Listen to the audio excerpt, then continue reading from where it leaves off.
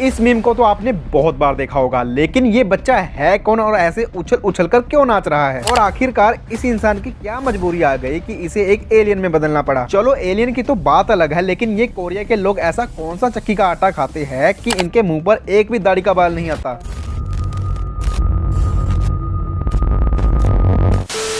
तो hello guys, कैसे हो आप सब? आप सभी को मेरी तरफ से जय श्री राम, जय श्री कृष्ण, जय बजरंगबली।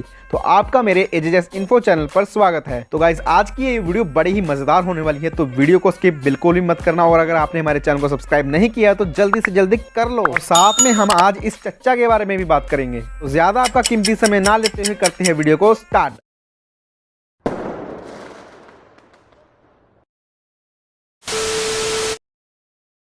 आखिरकार इन कोरियंस लोगों की दाढ़ी क्यों नहीं आती? ये इतने ज्यादा चिकने क्यों दिखते हैं? देखिए बात यह है कि एक टेस्टोस्टेरोन नाम का हार्मोन होता है जो कि सिर्फ लड़कों में पाया जाता है, और यही हार्मोन मुंह और दाढ़ी के बालों के लिए रिस्पॉन्सिबल भी होता है। इन कोरियंस लोगों में ये टेस्टोस्टेरोन हार्मोन इस तरह से बैलेंस है कि इनके बाल तो आते हैं लेकिन बहुत ही ज्यादा कम। और साथ में ये कोरियंस लोग अपने दाढ़ी को डेली शेव करते हैं, बिल्कुल वैसे ही जिस तरह से हम डेली ब्रश करते हैं, ताकि एक भी बाल ना रहे। इसलिए ये इतने ज्यादा चिकने दिखते हैं, क्योंकि कोरिया में दाढ़ी को रखना बहुत ही बुरा माना जाता है, क्योंकि इनको लगता है कि दाढ़ी नेगेटिविटी का सिंबल है।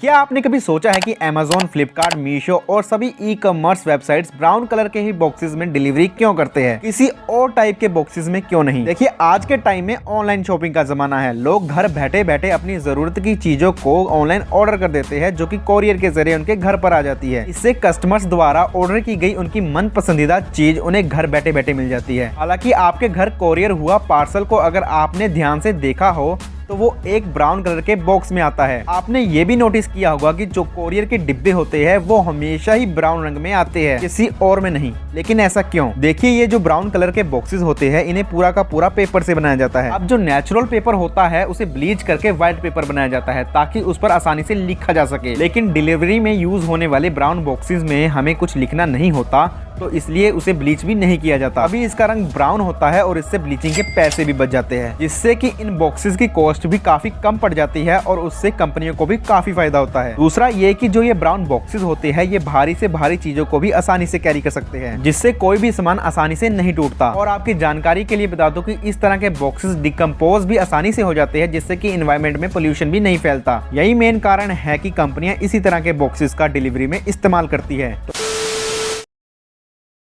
ये मीम आपने बहुत जगह देखी होगी, जिसको मीम पेजेस वाले भर भर के इस्तेमाल करते थे। कोई भी जोक लिखा हो साइड में इस बंदे की फोटो तो लगी ही हुआ करती थी। लेकिन क्या आपको पता है कि ये इंसान इस दुनिया में सच में एग्जिस्ट करता है? पहले तो मुझे लगा कि इस फोटो को किसी इंसान ने ड्रॉ करके बनाया है या फिर कंप्यूटर से, लेकिन बाद में जब मैंने थोड़ी रिसर्च की तो पता चला कि ये इंसान सच में इस दुनिया में है। इसका नाम याओ मिंग है, जो कि चाइना का रहने वाला है, और ये चाइना का एक बहुत ही पॉपुलर बास्केटबॉल प्लेयर भी है। दरअसल याओ मिंग की ये फोटो एक इंटरव्यू के दौरान कैप्चर हुई थी, जिसे लोगों ने बाद में मीम में बदल दिया, और ये मीम काफी ज्यादा वायरल भी हुई, और इंडिया में तो इसका इस्तेमाल भर भर के किया गया। और याओ मिंग की आपको एक और चौंका देने वाली बात बताता हूँ कि इस बंदे की हाइट ग्रेट खली से भी ज्यादा है। इसकी हाइट 7 फीट 6 इंचेस है, जो कि काफी ज्यादा लंबा है, और ये चाइना का सबसे लंबा बास्केटबॉल प्लेयर है। आपने सब्जियां तो खाई ही होंगी और बाजार में से लेकर भी आते होंगे। बाजार में हर टाइप की सब्जी मिलती है, और हर रेट की भी, महंगी से महंगी और सस्ती से सस्ती। लेकिन क्या आपने कभी सोचा है कि इस दुनिया में सबसे महंगी सब्जी कौन सी है या फिर कौन सी हो सकती है? देखिए अगर सबसे महंगी सब्जी की बात की जाए तो वो होप शूट्स है। ये सब्जी दुनिया में 85,000 रुपए से लेकर 1 लाख रुपए प्रति किलो के हिसाब से बिकती है, जो कि सिर्फ नॉर्थ अमेरिका, साउथ अमेरिका और यूरेशिया में ही उगाई जाती है। लेकिन अब आपके मन में ये सवाल तो जरूर उठ रहा होगा कि आखिर ये सब्जी इतनी महंगी क्यों है? देखिए इस सब्जी को अलग अलग हाई लेवल पर यूज किया जाता है। जैसे कि 11th सेंचुरी में इसे बियर में फ्लेवरिंग एजेंट के तौर पर इस्तेमाल किया जाता था, लेकिन आज के टाइम में इस सब्जी को हर्बल मेडिसिन में यूज किया जाता है। दरअसल इस सब्जी में एक एसिड पाया जाता है जो कि ह्यूमन बॉडी में कैंसर सेल्स को मारने में हेल्प करता है, तो इसलिए इस सब्जी की मदद से कैंसर की दवाइयां बनाई जाती है। और आपको तो पता ही होगा कि कैंसर की दवाइयां कितनी महंगी होती है, इसलिए इस सब्जी की डिमांड भी बहुत है और ये महंगी भी बहुत है।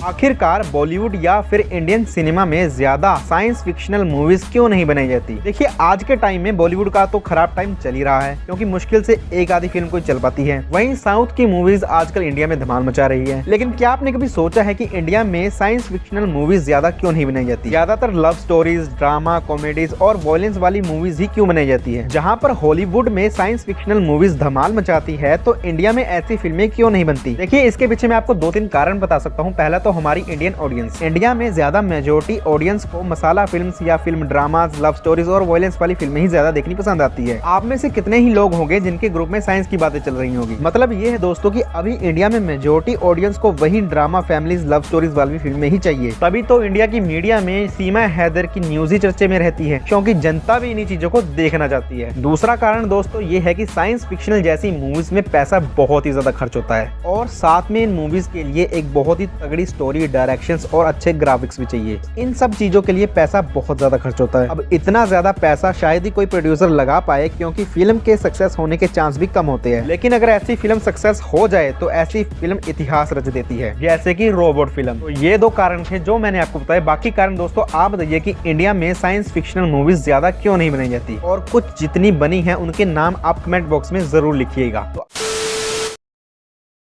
दुनिया बहुत अजीब है और यहाँ के लोग भी। कुछ लोग आम तरीके से जिंदगी को जीते हैं, वहीं कुछ लोग अपनी जिंदगी को कुछ अलग ही तरीके से जीना चाहते हैं। उन्हीं में से एक है एंथनी लोफ्रेडो। ये कोई छोटा मोटा नाम नहीं है, आज की डेट में इस नाम को काफी लोग जानते हैं। एंथनी लोफ्रेडो फ्रांस का रहने वाला एक इंसान है जो बिल्कुल एक एलियन की तरह दिखता है। इसकी उम्र 35 साल के आसपास है और इसका पूरा का पूरा शरीर टैटू से भरा पड़ा है। तभी एंथनी को लोग ब्लैक एलियन के नाम से भी जानते हैं। इनके दिमाग में एलियन जैसे दिखने का जुनून इतना था कि इन्होंने अपने कान और नाक को भी कटवा दिया। इन्होंने स्पेन में जाकर अपने कान और नाक को कटवाया, क्योंकि फ्रांस में तो ये सब करना गैर कानूनी है। इसी के चलते एंथोनी लोफ्रेडो की शक्ल इतनी ज्यादा भयानक लगती है कि वो इस प्लेनेट को तो लगते ही नहीं, क्योंकि एक बंदा अपनी शक्ल को अलग सा दिखाने के लिए अपने नाक और कान तक को कटवा देता है। लेकिन इस भाई साहब को अभी भी चैन नहीं। इनका अभी भी कहना है कि ये अपनी बॉडी को और चेंज करवाना चाहते हैं। एंथनी ने अपनी इंस्टाग्राम की लाइव में बताया था कि उसका सपना है कि वो अपनी पूरी स्किन को हटवाकर